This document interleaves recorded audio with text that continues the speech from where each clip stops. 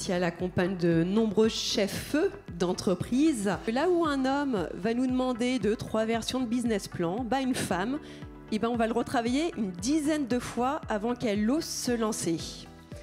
Et même quand elle ose se lancer, elle va se poser 10 000 questions. Alors qu'un homme, lui, même s'il est loin d'être compétent sur son projet, il va y aller tête baissée. Il persiste des archaïsmes culturels qui sont de véritables dissolvants de la réussite professionnelle des femmes. Et c'est vrai. Aujourd'hui, on constate que les femmes sont tout aussi brillantes, tout aussi ambitieuses, mais elles n'assument pas, en fait, ce côté-là. Et donc, elles sont un frein pour elles-mêmes.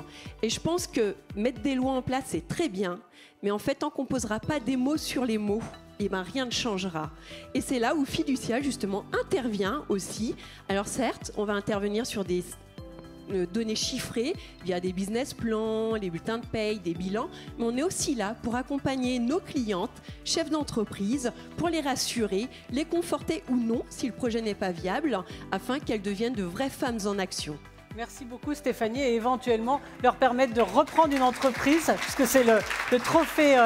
Alors, qui est la lauréate ce soir? Alors, la lauréate est Lauriane Dijol. Moi, très jeune, j'ai été confrontée au sujet d'être femme et très jeune. Et donc, j'ai choisi personnellement d'en faire une opportunité parce que, en restant sur une posture de frein, finalement, on se freine des opportunités. Donc, effectivement, j'étais une jeune femme. J'ai lancé un projet de reprise d'entreprise. J'avais déjà 30 ans.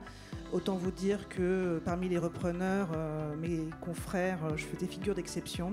Mais du coup, les cédants potentiels se souvenaient de moi. Donc finalement, quand j'ai vu plusieurs dossiers, je ne faisais un peu figure d'exception et ça m'a permis d'avoir des belles opportunités. Et vous avez repris dans un secteur qui n'était pas forcément celui auquel vous pensiez? Alors moi, j'ai un parcours en deux temps. J'ai d'abord fait une reprise d'entreprise dans le secteur du conseil de la formation. J'avais 33 ans et ce groupe a été racheté en 2016 par le troisième acteur français de la formation et ensuite j'ai décidé de rejoindre le groupe familial où en effet je n'étais pas du tout prédestinée. Donc tout le monde peut le faire? Oui. À peu de choses près? Oui. Dans tous les cas, on sait très bien que quoi qu'il arrive, c'est le chemin. Entreprendre, vous faites...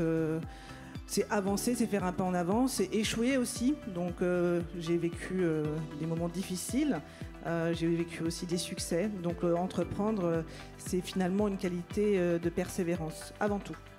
Bravo Lauriane Dijol. Merci. Je vous laisse recevoir votre trophée des mains de Stéphanie Pizzuti. Effectivement, sous les applaudissements de la salle.